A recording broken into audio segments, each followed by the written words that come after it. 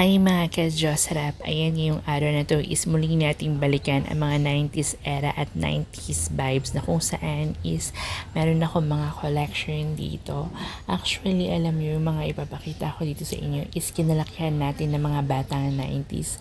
Yes, 90s talaga ako. I grew up late 90s and early 2000. Yan talaga yung pinaka-peak ng nagkakaroon ako ng mga isip. Yan. Siyempre, ipapakita ko yung mga items dito na yan, katulad ng TV. Ganyan kalaki yung TV dati. Tapos, meron din dito mga cassette tape na stereo. Tapos, MTV. Hindi talaga mawawala tong MTV music video. Dahil nga, ayan talaga isa sa mga kinahiligan ng mga batang 90s dati. Siyempre, meron din dito mga song hits. Itong mga song hits na to is talaga naman mga rare and hard to find na mga ka-Diyos Rap. Alam nyo ba, grade 4 pa lang ako o grade 5 ata yung nabili ko tong popcorn na song hits. Grabe, sobrang tagal na nito. So, mahigit 20 years na to sa akin. Ganito ang itsura ng song hits. Kung hindi alam na mga new generation ngayon, dati kasi is kung gusto mong sabayan yung kanta sa tutog is bibili ka ng song hits. Tapos meron din dyan kung paano matuto mag-gitara. Yung 18 pesos lang yan dati. Tapos itong most wanted hits, karamihan dito is mga OPM. Tapos halo rin na may foreigner pero mas maraming OPM. Madali lang mahanap to dati sa mga tiyanggi-tiyanggi lang, makakabili ka na ng mga song hits. Pero ewan ko ngayon yung song hits is nag-iba na rin yung laman. Hindi na rin siya yung parang katulad ng dati. Ito tingnan nyo naman yung mga sikat dati ng mga artista. Tapos may mga horoscope sila dyan. Ayan, si Nina, si Avril Lavigne. Yan yung mga artist na mga pinipicture nila. I-feature yung album, tapos kung anong sunod na i-release. Ganyan kaganda yung song hits mga ka-Diyos. Sarap kaya naman, alam mo yun, talagang reminiscing the past. Babalik ka talaga sa golden age of era. Ayan, ito naman yung malaking song hits din. Ito yung medyo pricey niyan, 30 pesos na ata to 40. Ayan, si Sarah Geronimo, sikat na sikat yan. Dati sila na Rachel Ango, si Sharon Reyes. Yan, The Course. Tapos ito si Nicole Scherzinger, Atomic Kitten, Music Channel, yung pangalan ng song hits na to. Meron din pala dyang mga mga ka-Diyos Rap trivia sa likod. Itong mga song hits na yan is mga balot na yan. Hindi ko na yan siya binuksan mga ka-Diyos Rap. So, itatabi na lang natin ito. Iti-treasure natin. Napakasaya lang kasing balikan natin, no? Nakita nyo yun, napunit na nga nung inat-ngat ng daga yan. Pero, tingnan nyo naman si Mariah Carey. Meron kang trivia dyan. May trivia about sa buhay nila. Tapos, may mga kanta nila. Kung ano yung mga nagawa nila. Yan si Britney Spears. Nag-iisang Britney Spears pop princess. Diba? Grabe, that time, sobrang sikat na sikat talaga si Britney Spears. Yan, mga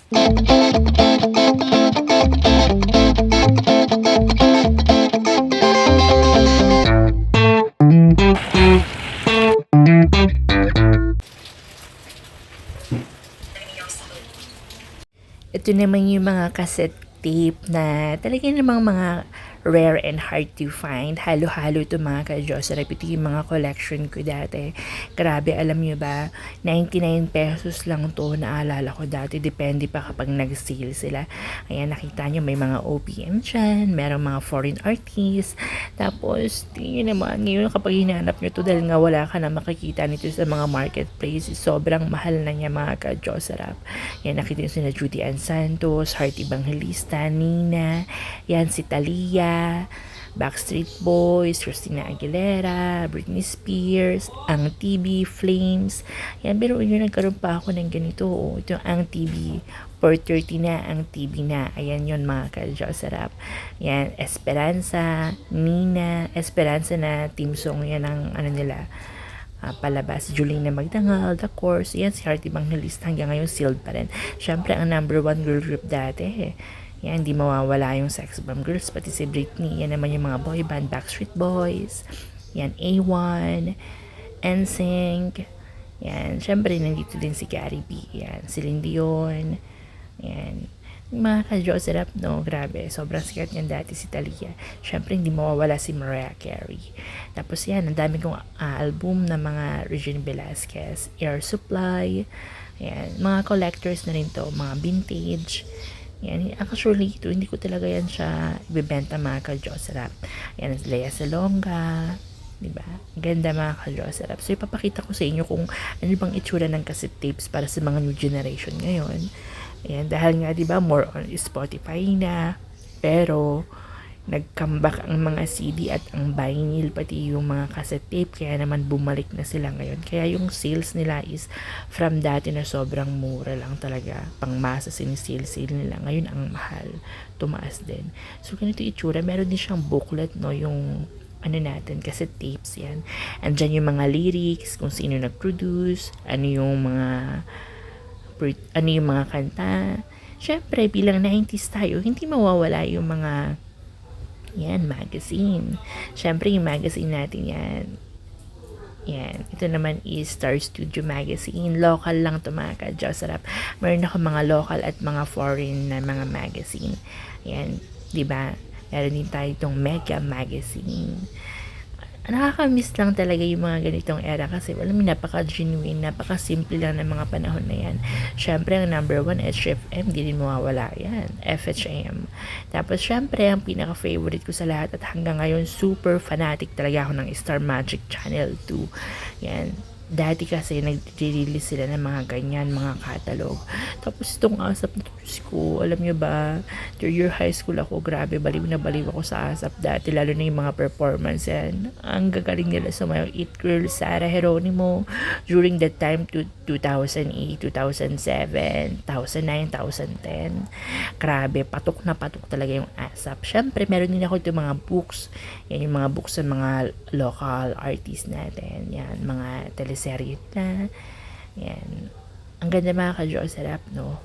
Ito naman yung mga foreign natin. Foreign books, na mga movie, pictures.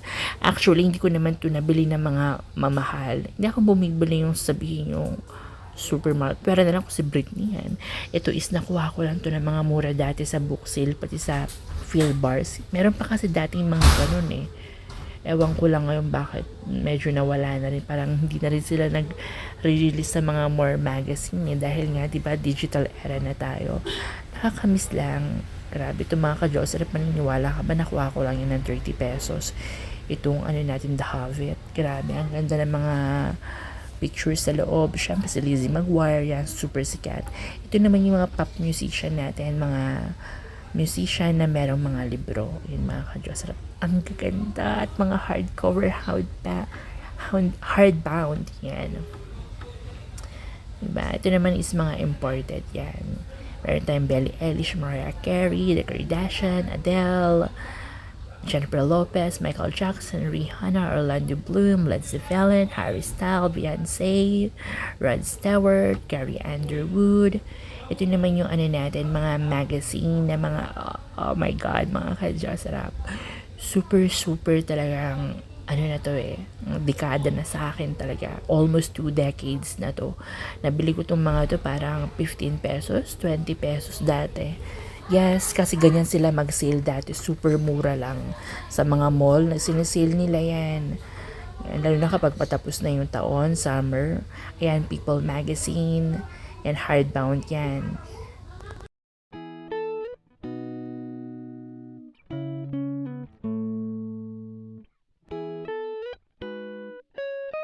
Ito naman yung mga magazine natin ng mga foreign artists, ng mga female musician at halo-halo. Siyempre, nandiyan yung mga people, the most intriguing people of the century, People Yearbook 2005. Ito naman yung Lifestyle in Touch, Star Magazine, mga pang-chismis yan mga ka-Jocerap na mga anyway.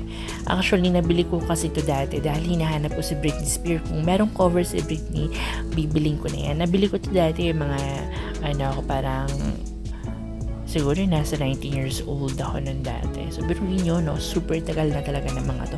Nakatago lang to sa cabinet ko. Tapos, alam mo ba yung iba na ano na rin siya, parang, alam mo yung sobrang katagalan na rin. Nag-iiba na rin yung texture. Pero kasi, ito kapag kung gusto mo siyang ibenta o ano, grabe, taas na pala ng value niya. Kasi yung mga tao, addict din sila sa mga magazine, yung mga fashion, mga ganyan. Lalo na yung mga nasa bazaar. Yan, gustong gusto nila yan mga ka-Jocerap. Yan. Ito naman, syempre, ang nag-iisang Britney Spears. Ito yung mga libro na Britney Spears ko na grabe, super tinatago ko talaga to. Idol na idol ko to si Britney. Itong book na yan, unang libro niya na nailabas, grabe. Yung, ay nako, 2000 something pa yon. Syempre, ito naman yung ano natin, hindi mawawala yung phone books, di ba? Sikat na sikat yung phone book dati kung meron kang taong hinahanap. Titignan mo lang yan sa PLDT book. Syempre, papakita ko rin sa inyo mga ka-Gen Z natin. Yan, ganito ang itsura ng BHS. Kasi BHS muna bago nagkaroon ng CD. BHS bago nagkaroon ng CD. Tapos kasi tape bago nagkaroon ulit ng CD. Tapos naman nawala yung BHS. So, ito naman is BHS, ano siya, Spice Girls Concert live in Wembley, mga ka-Jocelyn. Ganito naman yung mga CD na nandito ng mga collection ko. So, hindi ko na sa inyo muna lahat ipapakita para meron tayong part 2 at part 3. Ayan yung mga CD collection ko. Mga original yan, mga rare and hard to find items na rin. Grabe, super baliw na baliw talaga ako sa mga music. Tapos meron din ako dito mga vinyl plaka. Ayan, ito naman yung malaki. Para meron din tayong iba pang video. So, hindi ko muna siya isasama sa isang part lang ng video. So, bali part 1 lang natin ito, mga ka-Jow Sarap. So, hanggang dito na lang muna yung video natin. Don't forget to like and subscribe to my YouTube channel para lagi kayong updated sa mga latest video ko. And don't forget to hit the notification bell, mga ka-Jow Sarap. So, ito yung cabinet na to. Nandito yung mga pinaka-collection ko. Simula 2016 at meron din ako mga na ano dati natabi ka. So, medyo bagets pa ako nun. So, wala pa tayong budget. High school ako nun. Tapes lang. Tapos, ilang CD. Yan. Tapos, meron din ako dito mga DVD, OPM music, foreign album. Papakita ko yun sa inyo. So, hanggang dito na lang muna. Bye for now.